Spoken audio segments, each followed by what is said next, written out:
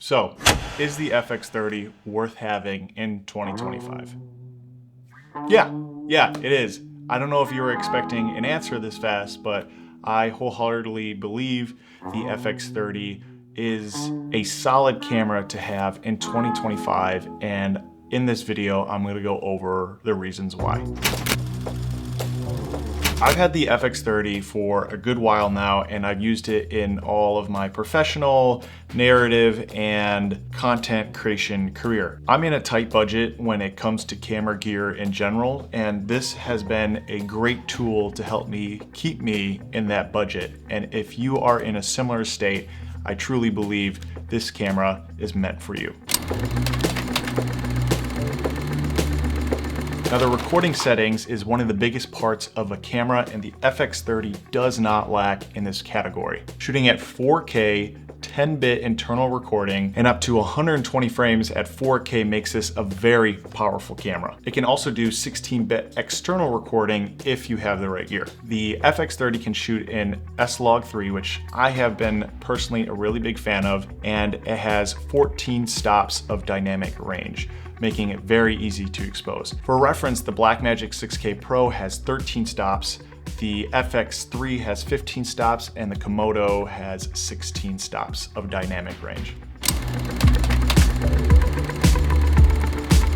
Now, the major factor that makes this camera different than its older brother, the FX3, is that it has a 26 megapixel CMOS APS-C sensor in it. Since this camera is APS-C, this makes lenses much more affordable, considering APS-C lenses are a quarter of the cost compared to full frame lenses. And if you do choose to take photos with this camera, you still can take high quality sharp photos with the 26 megapixel sensor. Now, this camera isn't the best when it comes to low light. However, it still has a dual base ISO of 800 and 2500 with a maximum ISO of 32,000. Although this guy is not as powerful as the FX3, it does still go incredibly hard in the paint. And what I mean by that is it still meets the standards of what is expected in 2025. Now, the size of the camera really does make me happy.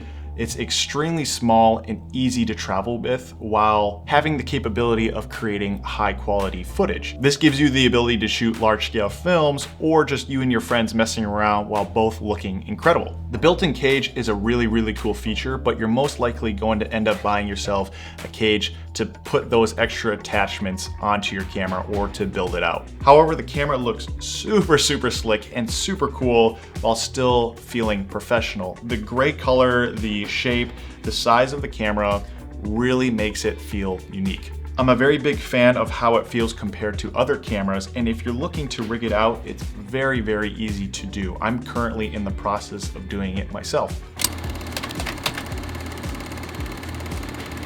So before I went to Sony, I was a Canon and Blackmagic guy, and getting used to the buttons and the layouts was very confusing at first. However, once I got used to it, I cannot see myself going back. The button layout, first off, of the camera is extremely well done. They built this camera with filmmakers in mind. Having the ability just to change your ISO, your white balance, your display, shutter, peaking, everything right onto your interface is very nice. My recent client work I've been doing is very run and gun, and having the ability to change my microphone settings, my colors, my exposure, everything right on the flip of a dime has been so helpful. All these buttons are customizable, which makes it much more user-friendly.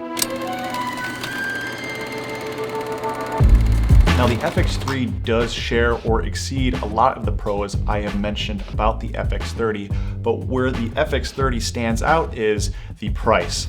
The base price for this camera is around $1,800, and used you can get for around $1,300 to $1,500. I personally got mine for $1,400 on Facebook Market, and it came almost brand new. This is why I think the FX30 is so popular, because it is so ridiculously affordable. When compared to other cameras like the C70, the Blackmagic 6K Pro, the FX3, the FX9, or even the Red Komodo, with how much is packed into this camera, it makes it so obtainable for any filmmaker to shoot high quality footage. And I think that is one of the biggest things this guy has going for him is the price.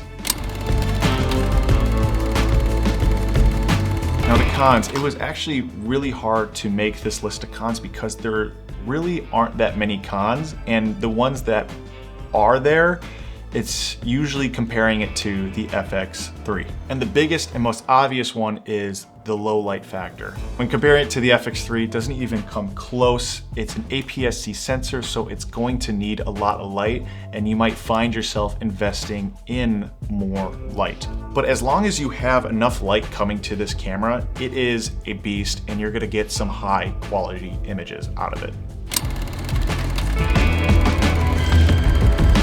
Now this next con is very small and not a huge deal whatsoever, and so are pretty much the rest of these cons following this. But when compared to other cinema cameras like the C300 series or the Blackmagic 6K Pro, it doesn't have any built-in ND filters. And I will say, once you have those, it's really, really hard to walk away from them. Again, you can get a matte box or just a lens ND filter, and you are going to be just fine. However, not having those built-in ND filters does hurt a little bit, but again, you'll get over it. Now, comparing the look of this to other DSLR cameras, you'll probably notice two things right off the bat. First thing is, damn, this thing looks badass. And the second being, there's no viewfinder.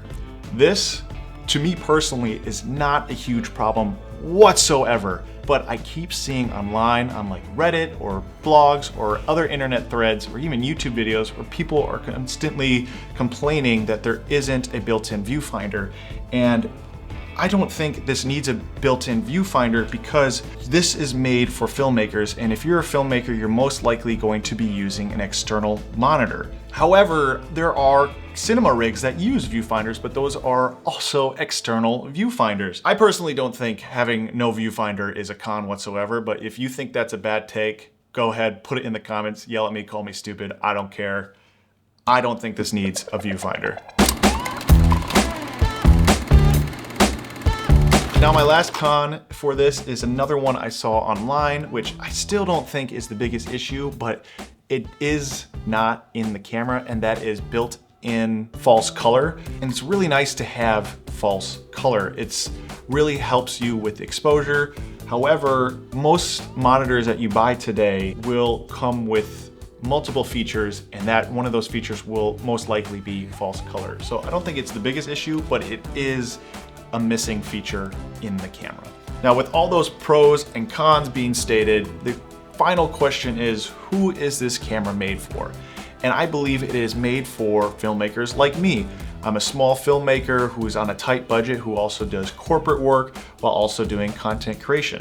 This has fit perfectly in my budget and has done everything I've been needing it to do. In total, I think there are 3 types of people who want this camera. Those 3 being small independent filmmakers, content creators of all sizes, and anybody who is in need of a B cam. As I mentioned before, I use the FX30 as a B/crash cam on my short films.